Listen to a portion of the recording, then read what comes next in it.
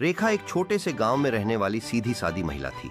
उसकी दुनिया में अगर कोई सबसे ज्यादा मायने रखता था तो वो थी उसकी बेटी पूजा। पूजा बचपन से ही पढ़ाई में होशियार थी। रेखा ने हमेशा कहा, मेरी बेटी पढ़ेगी और बहुत आगे जाएगी। रेखा सिलाई का काम करती थी, खुद पुराने कपड़े पहनती, लेकिन पूजा की किताबों और फीस में कभी कमी नहीं आने दी। एक दिन स्कूल से नोटिस आया, इस साल फीस दोगुनी हो गई है। रेखा चुप हो गई। पूरी रात उसने आंखों आंखों में काट दी। अगली सुबह उसने अपनी सिलाई मशीन बेच दी। पूजा ने पूछा, माँ मशीन कहाँ है? रेखा मुस्कुरा दी, खराब हो गई थी बेटा। समय बीता। पूजा शहर पढ़ने चली गई। शहर की चकाचौंध ने उसे बदल दिया। अब वह माँ से कम बात करती थी। कभी कहती, माँ गांव की बातें मत किया करो। रेखा सब सुनकर भी चुप रहती, क्योंकि माँ कभी शिकायत नहीं करती। एक दिन कॉलेज की फीस के लिए फिर पैसे कम पड़ गए। रेखा ने बिना बताए अपनी जमीन गिरवी रख दी। उस रात तेज बुखार में भी वह सिलाई करती रही। एक दिन पड़ोसी रेखा को अस्पताल ले गए। डॉक्टर ने कहा, बहुत कमजोरी है, आराम जरूरी है।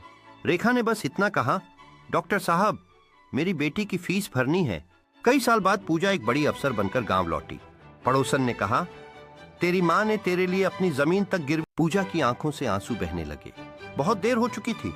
वह भागती हुई अस्पताल पहुंची।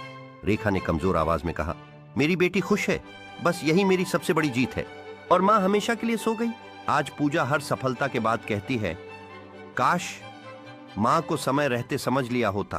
पूजा के दिल में एक खालीपन है जो कभी भर नहीं सकता। हर सफलता के साथ उसकी माँ की यादें और गहरी होती जाती हैं। वो अपनी माँ को हर जीत के पल में महसूस करती है। पिता की प्रेरणा से वह खुद को और मजबूत बनाती है। वह जानती है कि उसकी माँ ने हमेशा उसके सपनों का समर्थन किया। हर दिन वह अपनी माँ की स्थायी धरोहर को जिंदा रखने का प्रयास करती है। उसकी मेहनत और संकल्प हमेशा उसकी माँ के सपनों को पूरा करेगा। पूजा ने सीखा है कि सच्ची जीत वही होती है जो दिल से हासिल की जाती है। उसकी माँ की यादें हमेशा उसके साथ रहेंगी, उसे आगे बढ़ने के लिए प्रेरित करेंगी। पूजा की कहानी एक प्रेरणा बन गई है दूसरों के लिए भी। वह जानती है कि हर संघर्ष उसके लिए एक नया अवसर लाता है।